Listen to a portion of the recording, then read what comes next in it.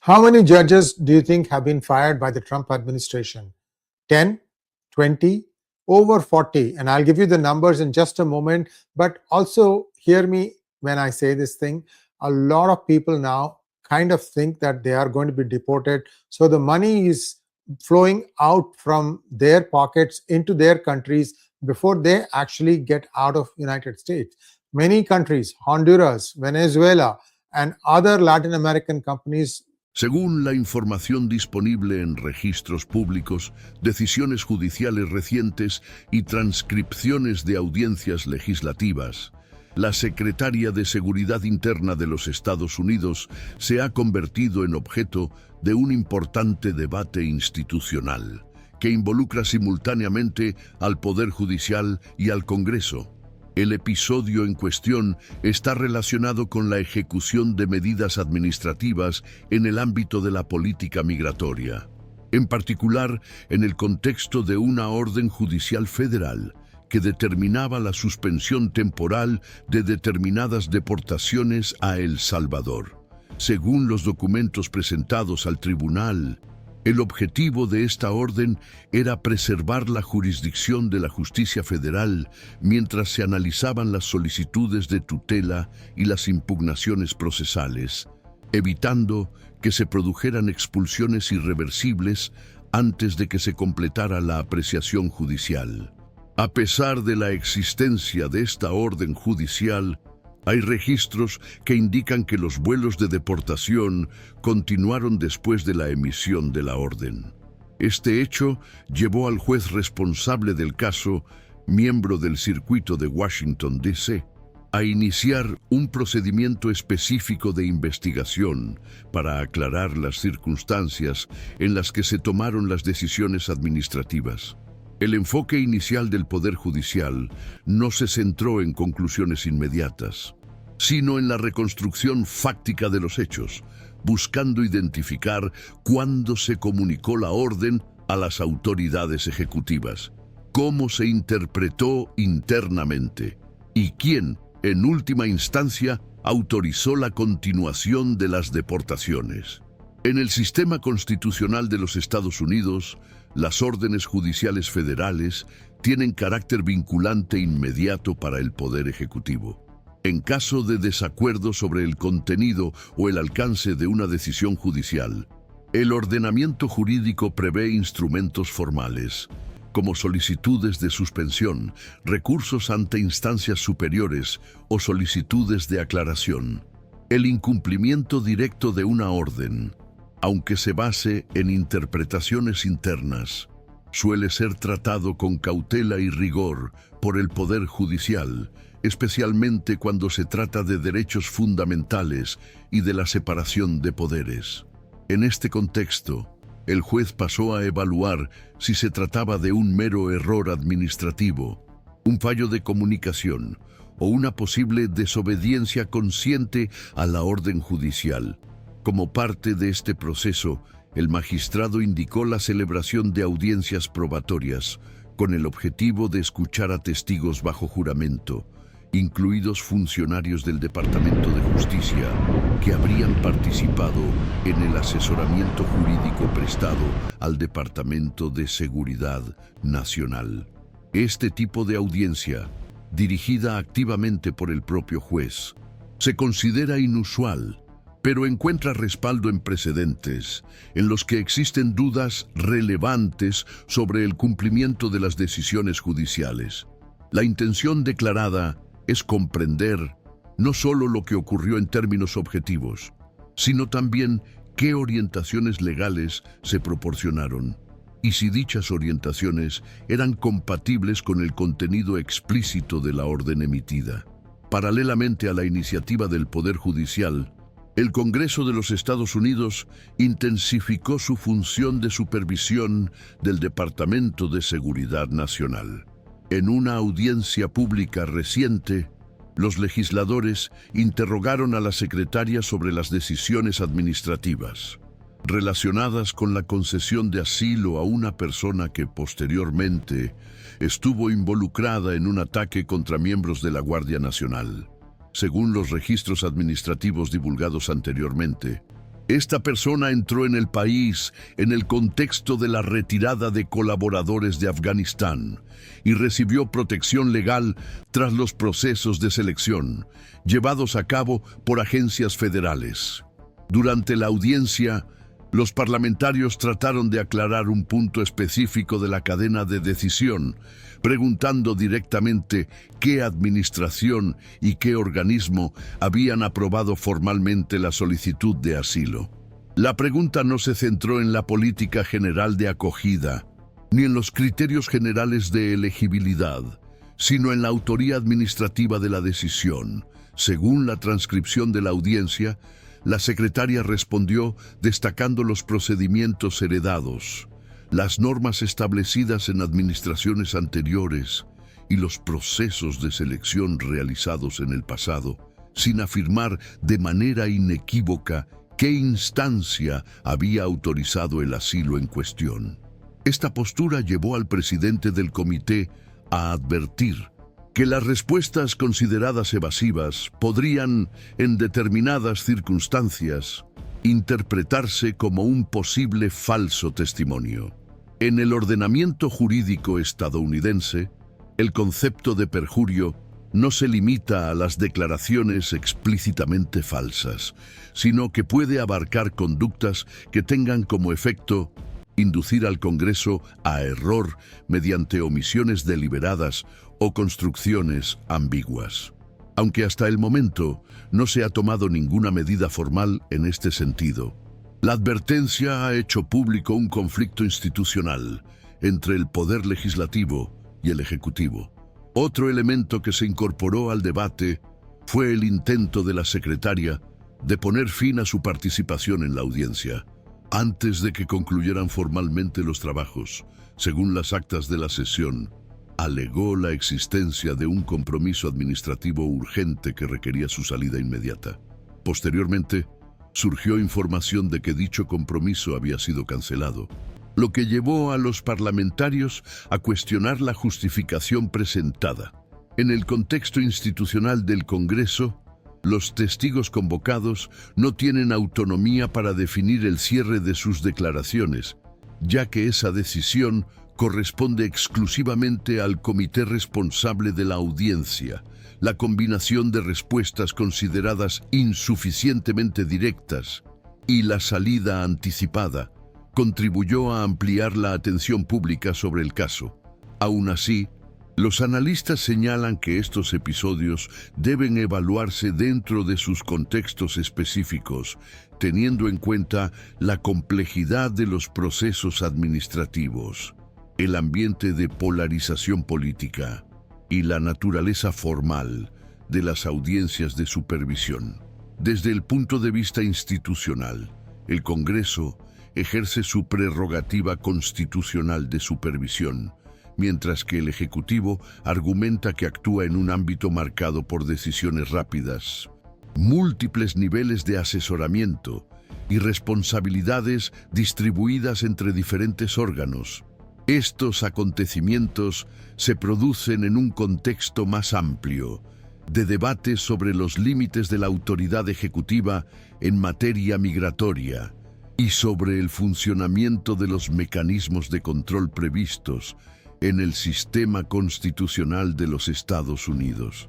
El Departamento de Seguridad Nacional concentra amplias competencias, entre ellas la inmigración, el control de fronteras, la seguridad del transporte y la respuesta a emergencias, lo que hace que cualquier cuestionamiento sobre su cumplimiento de las órdenes judiciales o su rendición de cuentas ante el Poder Legislativo sea particularmente delicado. El caso que involucra a la secretaria pasó a ser observado como un ejemplo concreto de cómo estos mecanismos se activan en la práctica sin que, hasta este momento, exista un resultado definitivo o una conclusión institucional establecida. A medida que el episodio avanzaba más allá de su momento inicial, el debate institucional se fue profundizando, desplazando el foco del hecho aislado hacia las implicaciones jurídicas y administrativas más amplias. En el ámbito del Poder Judicial, el juez responsable del caso dejó claro, en declaraciones públicas y resoluciones procesales, que la investigación aún se encuentra en una fase preliminar de aclaración fáctica. Hasta el momento, no se ha llegado a ninguna conclusión formal sobre la caracterización de desacato criminal, ni se ha tomado una decisión definitiva sobre la posible responsabilidad individual.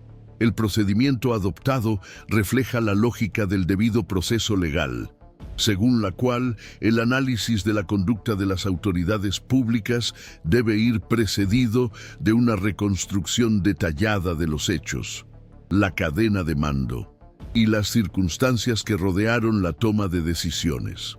Uno de los puntos centrales de este análisis es la interpretación del contenido y el alcance de la orden judicial, que determinaba la suspensión de las deportaciones.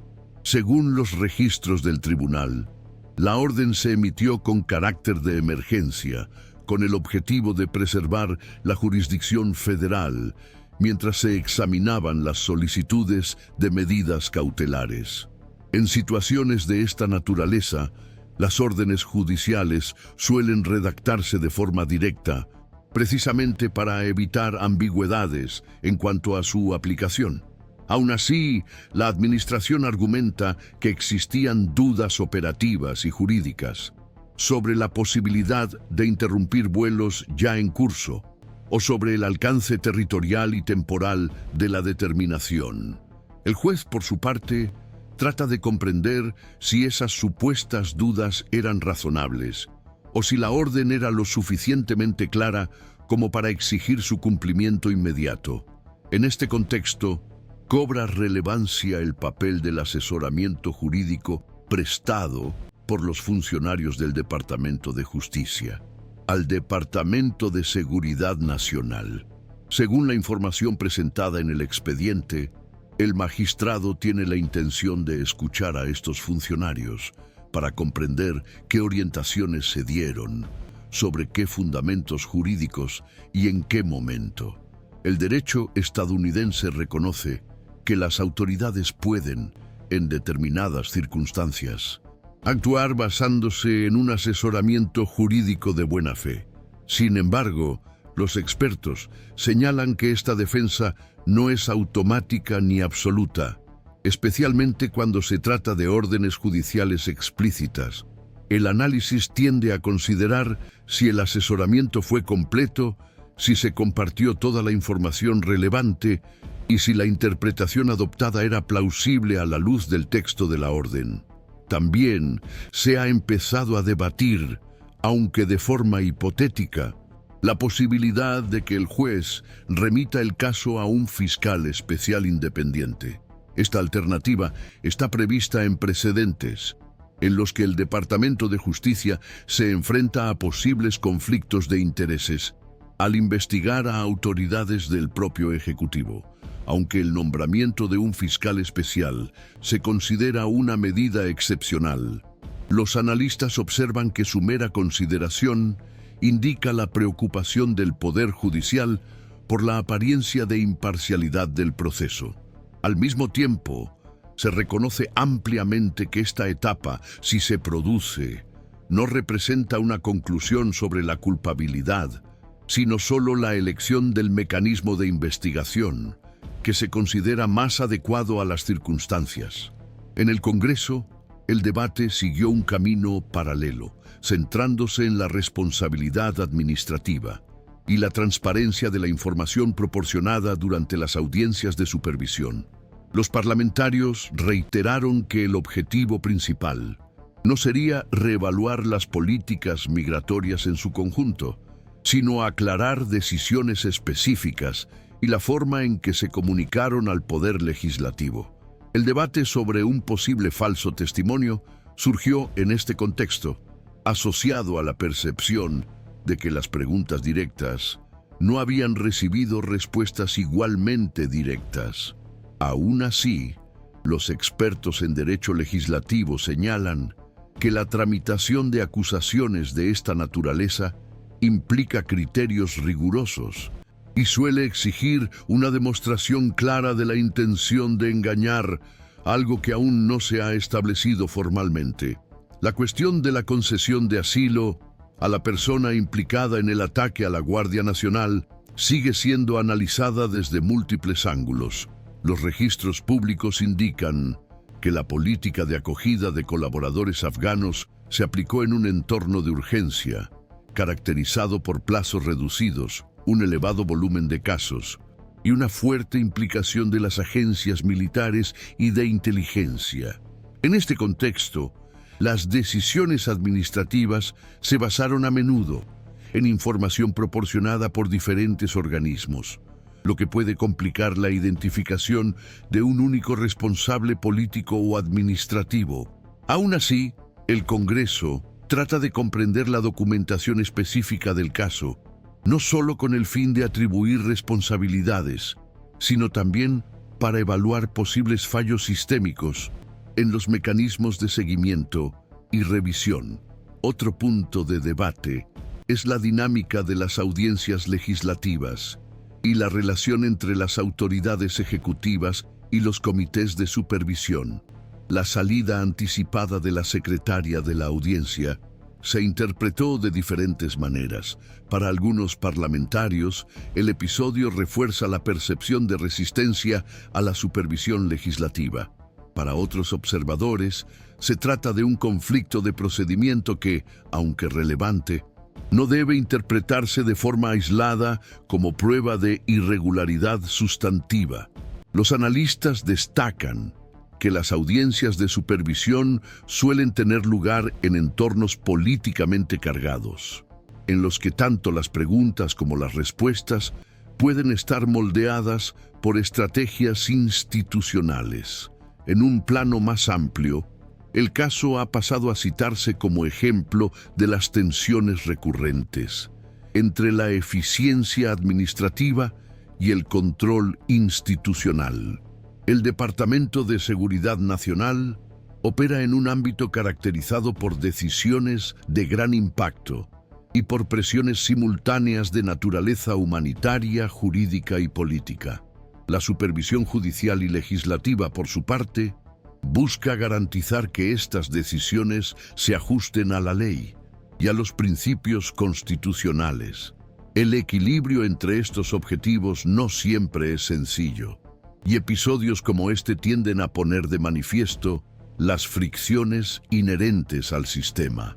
Hasta el momento, tanto el Poder Judicial como el Congreso enfatizan que sus procedimientos siguen en curso y que no hay conclusiones previas establecidas. Las audiencias probatorias aún no han concluido.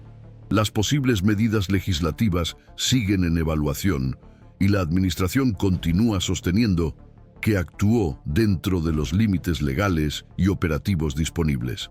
Ante este panorama, el caso sigue abierto y su comprensión exige una atención continua a los desarrollos institucionales y a la información que se producirá a lo largo de las próximas etapas formales.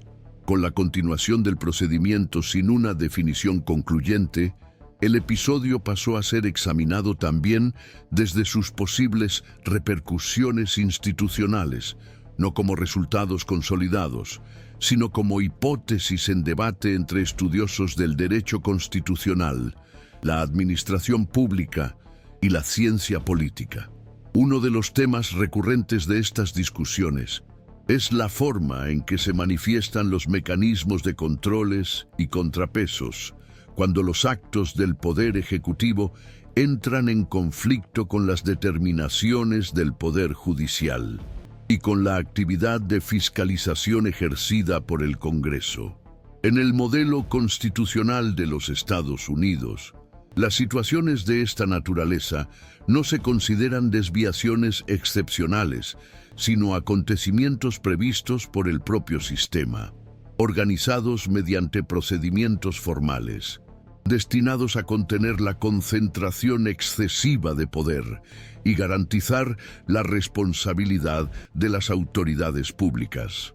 En el ámbito judicial, la conducción detallada de las audiencias destinadas a la producción de pruebas se ha interpretado como una señal de atención a la legitimidad institucional del proceso.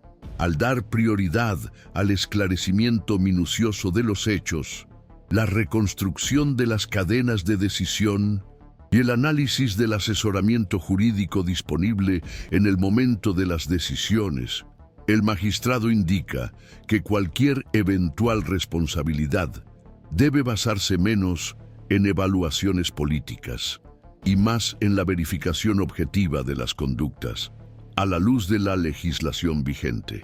Los expertos observan que esta postura tiende a reforzar la autoridad del Poder Judicial al poner de manifiesto la disposición a aplicar normas legales equivalentes a las autoridades de alto rango, preservando al mismo tiempo las garantías del debido proceso legal. Al mismo tiempo, surgen reflexiones sobre los límites de esta actuación judicial. Algunos analistas advierten que una intervención demasiado amplia podría interpretarse como una extralimitación de las competencias del Ejecutivo, sobre todo en áreas sensibles como la inmigración y la seguridad nacional. Otros defienden que la fuerza vinculante de las decisiones judiciales constituye un elemento esencial del Estado de Derecho y que la inexistencia de consecuencias por su incumplimiento podría comprometer la solidez del propio sistema constitucional. Estas interpretaciones coexisten en el debate público, sin que hasta el momento haya claridad sobre cuál de ellas prevalecerá a medida que avance el caso. En el Congreso, el episodio también se ha interpretado como una prueba de la eficacia práctica de los instrumentos de control legislativo.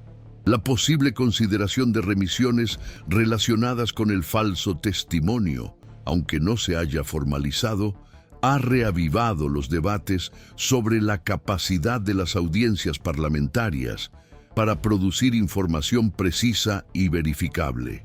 Los parlamentarios que defienden una postura más rigurosa sostienen que las respuestas directas a las preguntas fácticas son indispensables para el ejercicio de la supervisión democrática.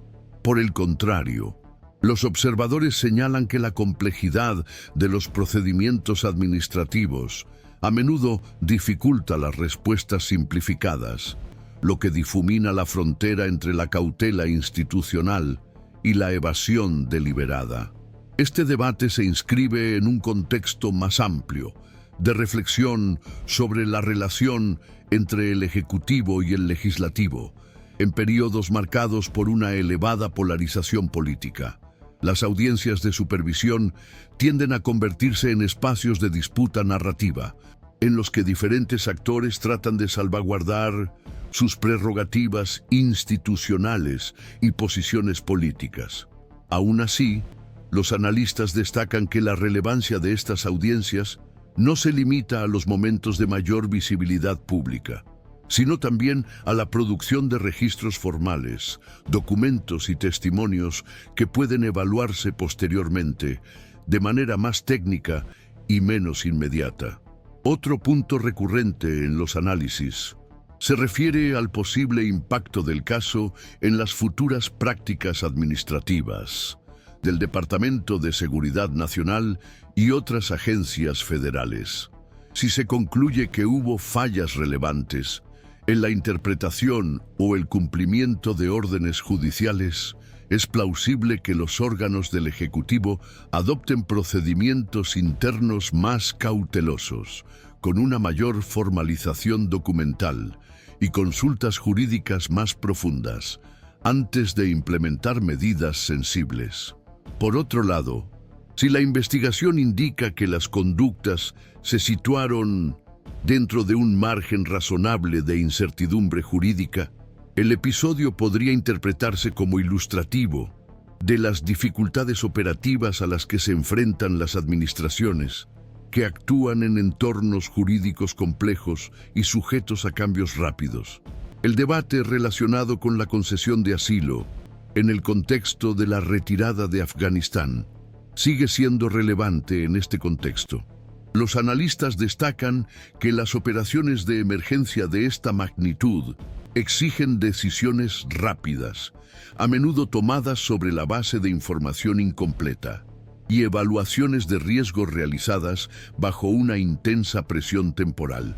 El desafío institucional, según estas lecturas, consiste en conciliar la urgencia de la acción con la necesidad de mantener registros claros y cadenas de responsabilidad bien definidas, a fin de permitir una supervisión posterior, sin ambigüedades excesivas. En cuanto a la percepción pública, el caso ha sido seguido como un indicador de la capacidad de las instituciones para imponer límites al poder ejecutivo. Los estudios de opinión y los análisis especializados sugieren que la confianza institucional depende no solo de los resultados finales, sino también de la transparencia y la regularidad de los procedimientos adoptados. La ausencia de conclusiones precipitadas, la garantía del contradictorio y el respeto de las etapas formales del proceso se señalan a menudo como factores que contribuyen a la legitimidad institucional, incluso cuando los resultados siguen siendo indefinidos. Por último, el episodio suscita reflexiones más amplias sobre la gobernanza en un sistema presidencialista dotado de amplias prerrogativas ejecutivas. El Departamento de Seguridad Nacional, debido a sus atribuciones, actúa en la intersección entre la formulación de políticas públicas, la aplicación de la ley y la protección de los derechos individuales. Esta posición hace que sean recurrentes los conflictos con otras instancias de poder, especialmente cuando las decisiones administrativas producen efectos inmediatos y difíciles de revertir. El caso en curso tiende, por lo tanto, a ser observado como un ejemplo de cómo se gestionan estas tensiones dentro de los parámetros constitucionales. Ante este escenario, el debate permanece abierto y condicionado a los próximos pasos formales. El Poder Judicial aún no ha concluido sus audiencias, ni ha deliberado sobre posibles medidas. El Congreso sigue examinando información adicional y posibles desarrollos de su actividad de supervisión.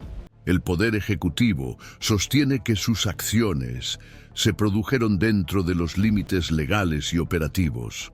La interpretación final del significado institucional de este episodio dependerá menos de las lecturas inmediatas y más de cómo se aplicarán a lo largo del tiempo los procedimientos previstos en el sistema constitucional de los Estados Unidos, a medida que se incorporen nuevos elementos fácticos y jurídicos al proceso.